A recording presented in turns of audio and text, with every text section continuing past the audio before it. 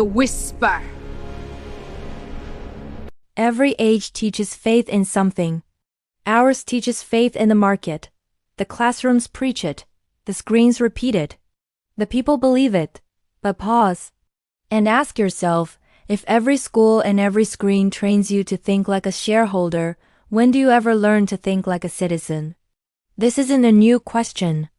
For centuries, thinkers have warned about the dangers of a society where everything and everyone has a price tag. When the logic of the marketplace escapes the economy and seeps into every corner of our lives, what happens to the things that shouldn't be for sale?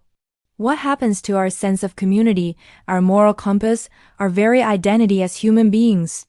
Think about it. We talk about investing in relationships. We manage our personal brand. We seek a return on investment for our education. The language of finance has become the language of life. And in this translation, something profound is lost. The value of a friendship isn't in what you can get out of it. The purpose of education isn't just to increase your earning potential. And the worth of a human life can be measured in dollars and cents. When we see the world only through the lens of profit and loss, we stop seeing people. We see consumers.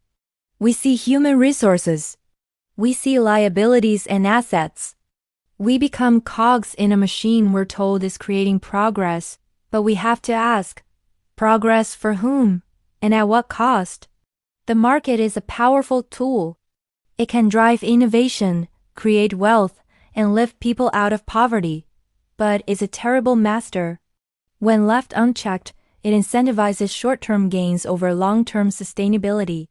It prioritizes private profit over public good. It can erode the very foundations of a just and compassionate society. Consider the big challenges we face today: climate change, staggering inequality, a crumbling public sphere. Are these not the direct consequences of a world that has placed market efficiency above all other values? We can't solve these problems with the same thinking that created them. We can't buy our way out of a crisis of meaning. The shift is subtle, a quiet whisper in the background of our lives. It's the privatization of public parks and schools. It's the commercialization of our holidays, turning moments of connection into opportunities for consumption. It's the gig economy, which rebrands instability as flexibility. It's the algorithm that knows what you want to buy before you do, shaping your desires in the service of a sale. We're told this is freedom, the freedom to choose. But what kind of freedom is it when all the choices lead back to the checkout counter? What happens when the public square is replaced by the shopping mall? When civic debate is drowned out by the constant hum of advertising? A shareholder thinks about the next quarter's earnings. A citizen thinks about the next generation's future. A shareholder asks, what's in it for me? A citizen asks, what's in it for us? A shareholder sees a forest as timber to be harvested. A citizen sees a vital ecosystem, a source of clean air and water, a place for recreation and wonder. The two mindsets are not just different, they are often in direct conflict. And for too long, the shareholder's voice has been the only one that matters in the halls of power. But we are not just cogs in an economic machine.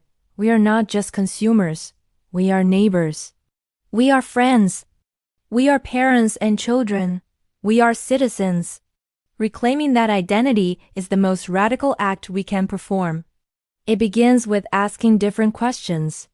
Instead of asking how we can grow the economy, we can ask how we can grow our communities. Instead of asking how to be more productive, we can ask how to be more present.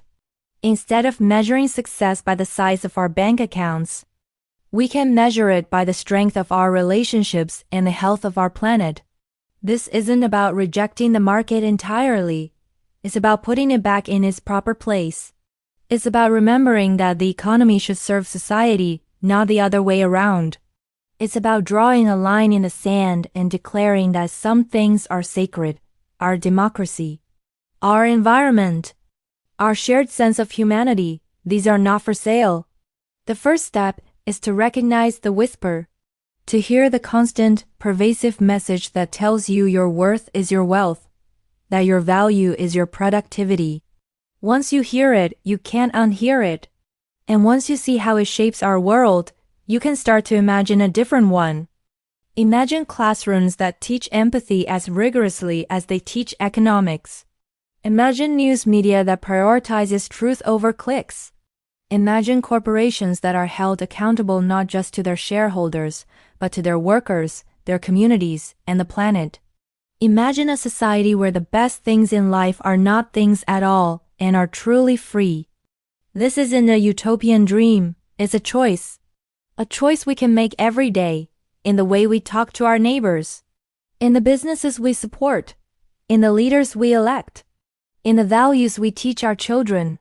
We can choose to be more than just shareholders in a global corporation.